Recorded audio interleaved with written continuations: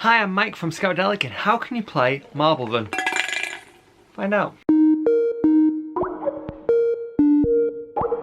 Hi, I'm Mike from Scoutadelic, and if you haven't already, come on, spice up your scouting this year and do something different, and simply subscribe to the channel. It's for free, and we're going to inspire you with game ideas, activities, crafts, you name it.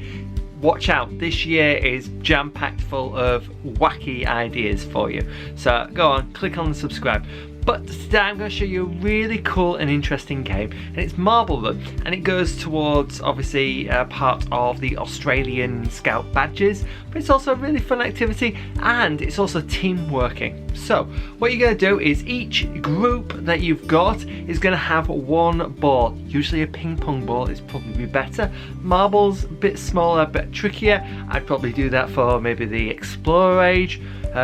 And what they're going to do is they're each going to have like various different things. So you're going to have like a very long tube that you can't see in it, sometimes like this, as in just half of it, so you can actually see where the ball is rolling to, and even ones with the ends on them, so you have to stop and then readjust and then go from there. If you don't have tubes or toilet tubes or anything like that, then what you can easily do is you can get some card, and all you need to do is just make sure the sides are folded up, and there we are, you have yourself a makeshift tunnel. The idea is simple. At the end of each of your group's area, so if it's like the hall, at the end of the hall there'll be a pot, okay? And they want to get the ball into the pot. Trick is that not all of the things lined up will actually get them there, which means that they're going to have to be crafty and they're going to have to think about this. Some will, like long ones, will get them all the way there. Others, small ones, won't.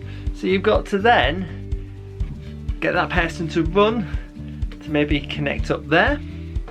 Everyone needs to use their instruments. So you've got to, if you've got like a team of 6, for example, give them 6 different objects of different sizes. So a big one that obviously is very small, one that they may have an end to. They can't stop the ball though, okay?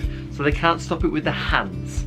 So for example, if someone fed it in here, if I was very good, which I am, make sure that it stays in there, and then I could maybe wander across. So every single person's item has to be used.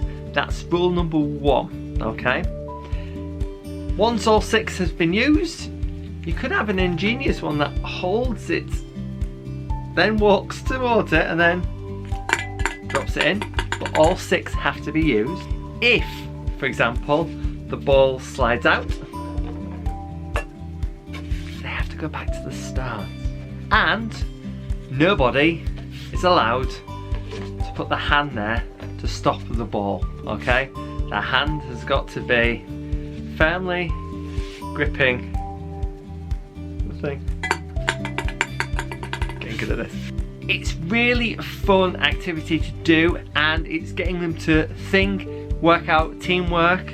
With this, you don't actually know where the ping pong ball is. With this, you definitely can. So give them options, give them various different things. For the Explorer side of things, actually get them to build it and then let it go. And they've got to obviously see how they get there. You're also going to find that size is important. So what I would probably do is mix up your teams. If you're not getting them in your 6s or lodges or patrols, why not do them in height order? So I have like a tall one in each, a medium one in each, and a really small one in each. So then see how size difference is, because you might have someone who's really small that they may have to then get another person to go on their knees to then get to where you need to be. All right. Really fun game, great for teamwork, great for obviously just deducing how can they get the ball from one end to the other without dropping on the floor, okay? hope you've enjoyed this. If you have, give it a like and don't forget to share it around, and I'll see you again soon for another one of these. Bye.